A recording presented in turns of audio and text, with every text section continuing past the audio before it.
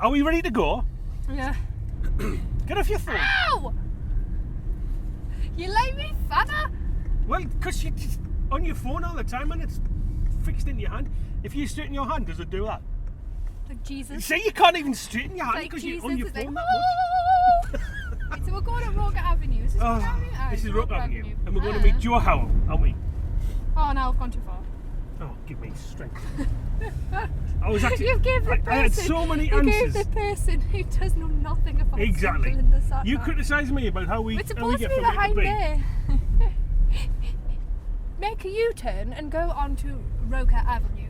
Then Make a turn your U-turn? first right. Make a U-turn and Turn throw your that first woman out of right. the car. And then take your second right at the Albion pub. Your second right at the Albion. So that one. That one! That's not your second. That's That your was first. the second! Reverse! Right. Onto what street? This one. This is the... What street should we? I don't know, we'll it get? doesn't Well, say. zoom in on it then. God, man, it's a sat nav, man. It's not flipping rocket science. It's supposed to do the work for you. Pretty much Do you know what it is? It would have been easy to walk or even hitch. How do you walk in a straight line? How do you survive life? But we're still here. Joe, I'll see you next week when we've found it. Hiya, Hiya, I'm Betty Ball. and I'm Stevie B, He's a Mackham. and she's from South Shields. Bravo, you can say it. And this is Speak Up Sunderland. I don't know about you, but I've needed that week off. On today's Speak Up Sunderland podcast, we're meeting this lovely human. I love teaching people, but I love being in the studio trying to transform the work that people have made. Well, into high art, working with people to create work and then giving them some ownership over it and something to be proud of. Like they can come along and go, oh, that's my picture there. You know, like that for me, that's perfect. Her name's Jo Howell, a talented freelance photographer from here in Sunderland, and her most recent project encourages people to get involved in photography in many different ways and make photography accessible.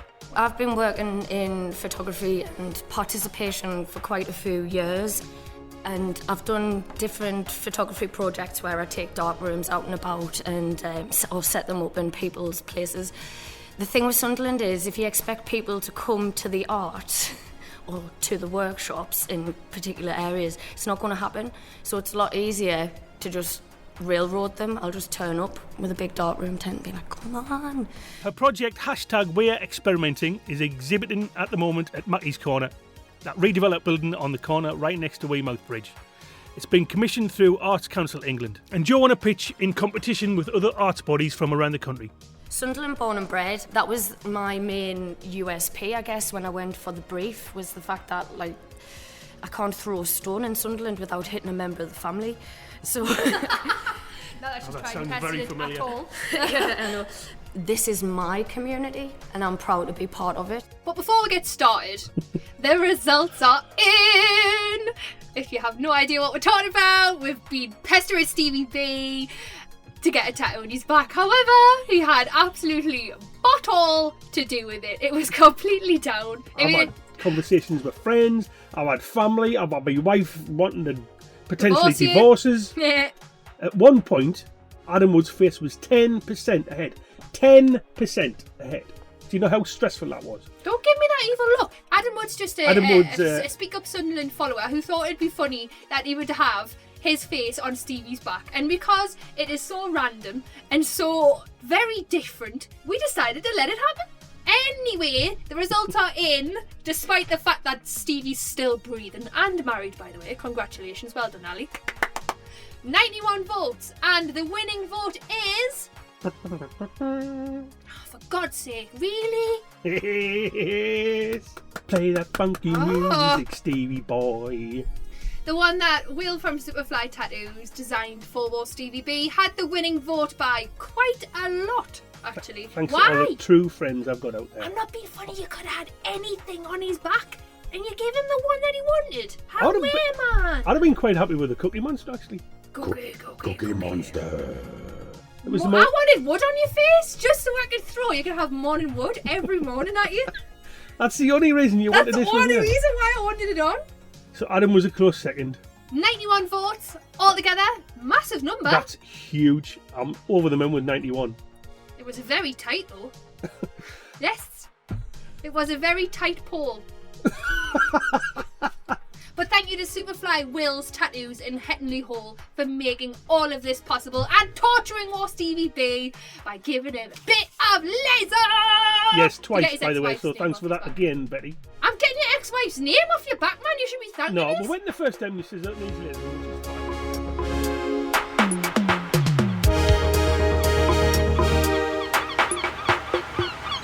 So this week we are trying out Jo Howell's We Are Experimenting project, inviting people to experiment with photography in different ways. And the exhibition opens this week in Mackie's Corner. Why is it called We're Experimenting? Oh, really? Yes, because people won't know. What river are we next to? Ah. You know this thing called Speak Up Sunderland? Yeah. Yeah. Yeah. Okay.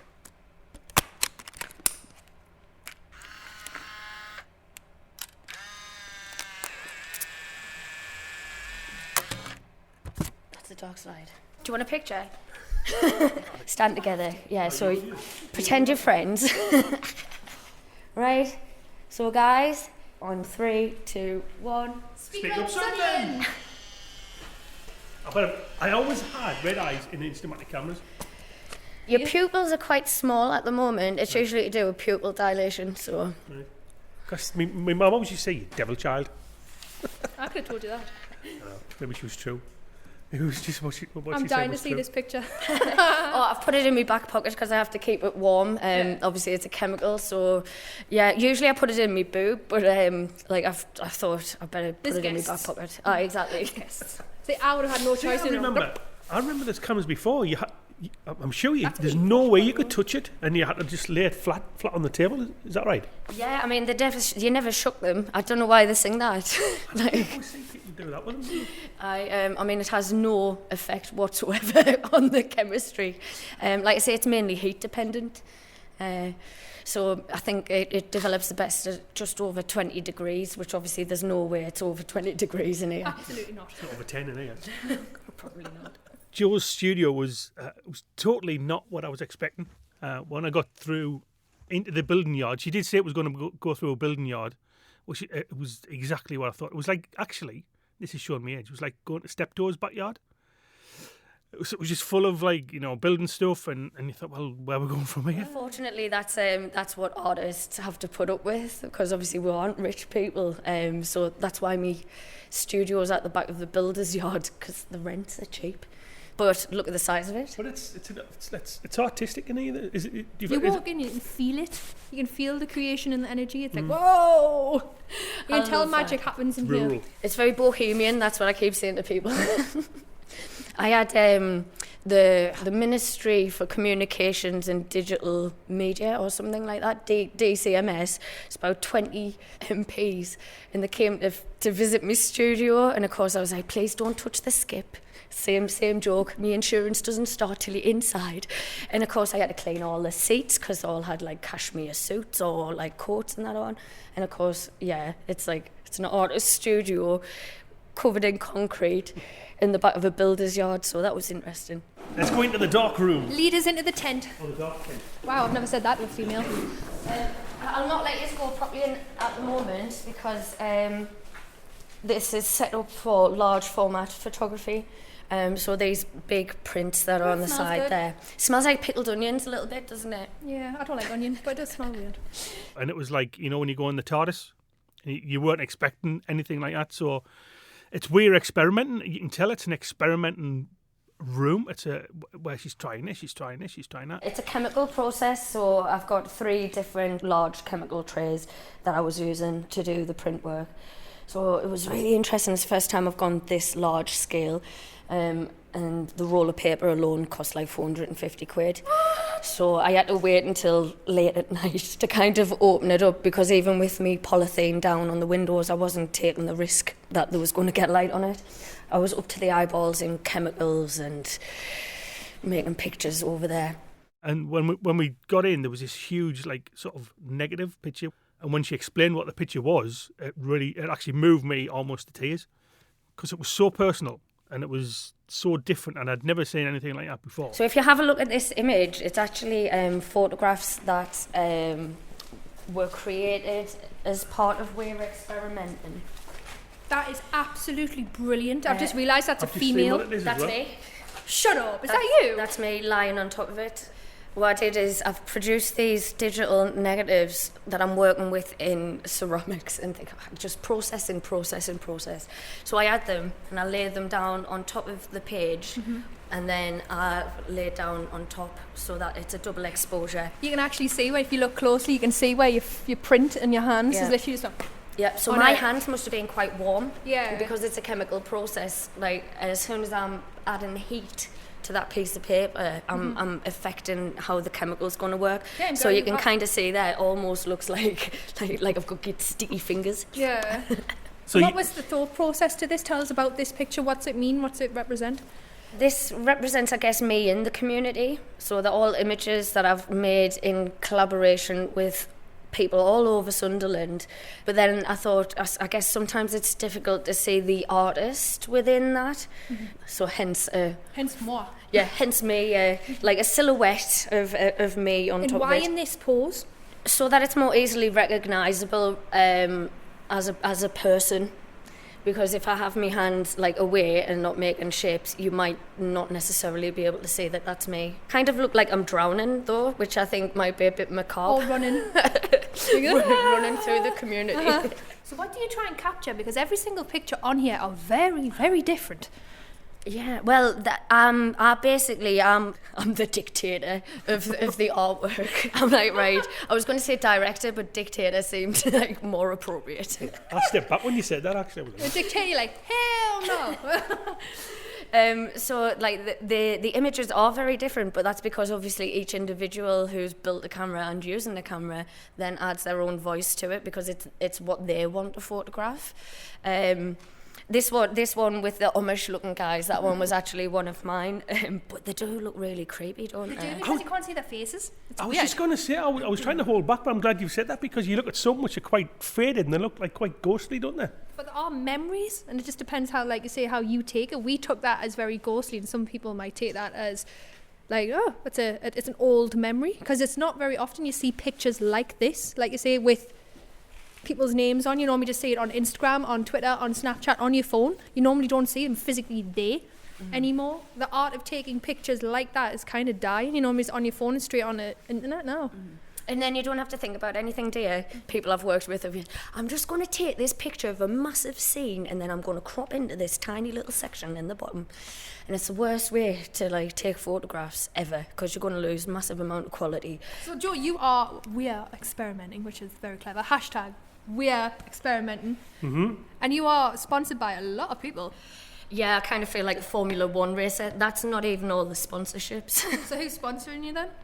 So the main funding comes from the Arts Council England. Then the commissioners on behalf of Arts Council England are the Cultural Spring, North East Photography Network. But then in partnership, because other people have given stuff in kind to the project, there's also the Bridges, Sunderland Culture, the Mac Trust. Yeah, it goes on. There's even more. There's more.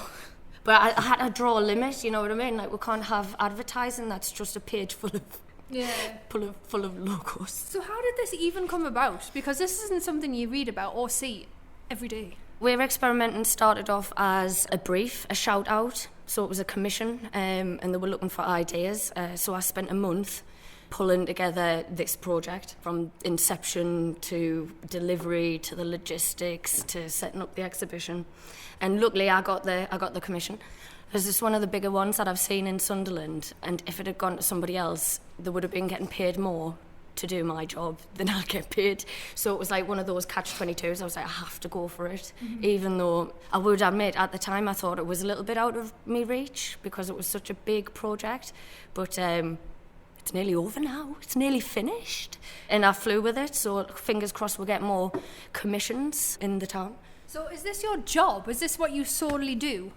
At the moment it is, but I work commercially as a photographer as well, and I teach workshops in an array of different things, and I create projects as well. So me as a freelance, I do all kinds of stuff basically. But it's taken us nearly 10 years to kind of get the good grounding so people know who I am and basically the massive array of things that I can do.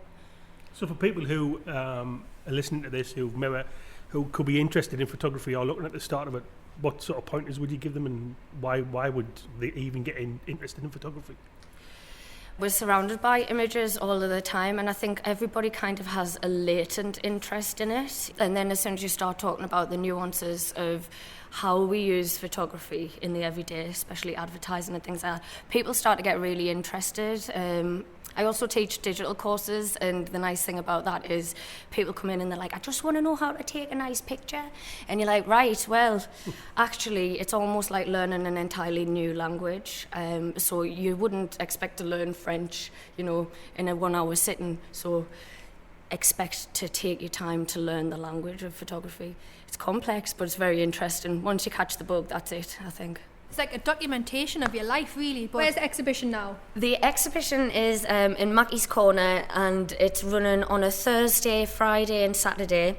If you go and have a look on the website, is probably the best thing, because I've got lots of workshops going on as well.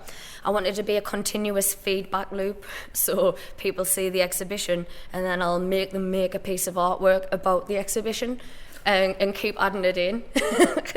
Well, why not?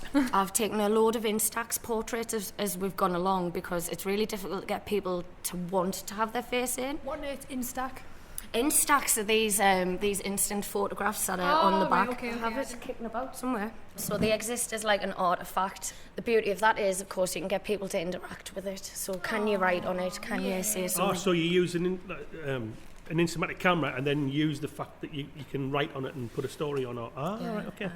Oh, it's almost like a journal, like a story of I'm a journal. old enough to remember when they first came out, everyone was like, oh, have you seen these cameras? And then they died, but they never went away. Well, there's a big resurgence, I think, at the moment that's going on with older processes to do with photography.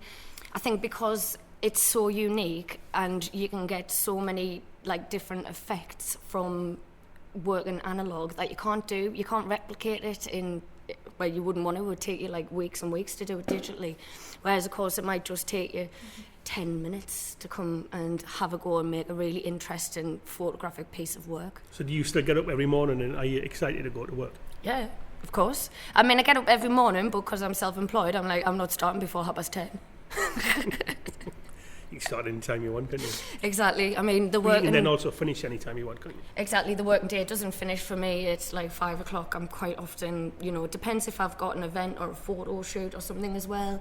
Some of my workshops run on the evening time to do with light drones and things like that. Just whenever. Open all hours. How important do you think being an artistic person is in the 21st century? Because everyone seems to get pushed down the academic line. You want to be a businessman, you want to be this, you want to do that. And everyone says, oh, I might be an artist, there's no money in that, don't even bother. I think it's a life choice, isn't it? I don't know, right? If you haven't got the tenacity for it, then you're not going to stick it out. That's just the way it is. So it's kind of like a self-regulating sector. You don't get paid a lot of money. There are other organisations like the Artists Union, which have got payment guidelines for artists, which is a nice step forward. But some of those might be, like for me, I've got quite a lot of experience, so technically I should be getting paid like 250 quid a day for workshops and stuff like that. And I think sometimes that's quite a difficult amount of money to command, especially if you're working with charities and things like that. So there has been progress, but there's always room for more. Do you find that there's a growing... I think there's a big knock-on effect with what happened with the city culture bit. It seems to be gathering momentum now. It's a good thing for any area to have artists and have creatives in it. It's written about it by economists and things like that. It really, really brings up an area and attracts new investments to it. So hopefully that's like the kickstart that's happening at the moment. All these different artistic commissioners, Sunderland Culture, the Cultural Spring, North East Photography Network, they're basically getting everything all into one kind of area and then making sure that people have got the support so that they can run the projects that they want and get them out there, which is really important. I hope that's a long-term thing, but obviously everything depends on funding. Fingers crossed, at least the next 5 years, if we can really make ourselves known as like a creative hub where you can come and you can find out anything. We've got glass blowers, we've got photographers, we've got musicians, and all of them are really hard working. I think we've still got the graft in us left over from being down the mines or working on the shipyards. I don't know. I think there's still a lot of grafters out there. Itself, especially now, some like what Stevie said, the 2020 bid, the 2021 bid, we lost it, but we prepared ourselves for not losing, but prepared ourselves on up, like bringing ourselves up. Because I'm not from Sunderland, and I've only just been here a year, so I've heard the stereotype of Sunderland being misunderstood, that it's not very nice, it's really boring, Newcastle's better. And now that I'm in and around the media and surrounded by artists and creative people, there is so much more going on than what people expect. And like you say, Sunderland has had like the air shows, the Glass Centre, the tall ships, the illuminations, all these big events happen in Sunderland that don't happen in Newcastle. But what people are forgetting is more than just the big events. The big events bring people in, but now that we've got the culture side coming in, like the photography, the fashion, the dance city in Sunderland, there is more. It's just trying to keep people involved and wanting to be there. And people like you, Jo, like you say, taking your box out and going, hi, come and have a look. Taking me, that means something else in Sunderland. Something else to me, you know. Wow. It's one way to get people involved, though, isn't it? Well, yeah, you'd have a queue at the door, I think. Yeah. Well, if all else fails. If you enjoyed listening to Speak Up Sunderland and want to help us grow, make sure you subscribe and leave us a review. 5 stars! Why not share this episode though? Find your favourite episodes, maybe send it to a friend, but just share. Share. We're not doing this for the crack, we're doing this because Sunderland is amazing and people need to know about it. Yes. And that's exactly why Speak Up Sunderland was created. It's for you. So if you've got anything exciting, come and tell us. You can catch us at Speak Up Sun on Twitter, or you can search us on Facebook at Speak Up Sunderland and just give her a message. So, Tra, it's been a pleasure. Tra, then I'm off. I'll see you next week, maybe, if I turn up. Have you found your keys yet? Well, if you hadn't hidden them, yes. I didn't hide them, man. You left them on the sofa. You kept them in your pocket for 5 minutes. Are you going to do lolly tap? Damn keys. Right, I'm off. See you later, Tra.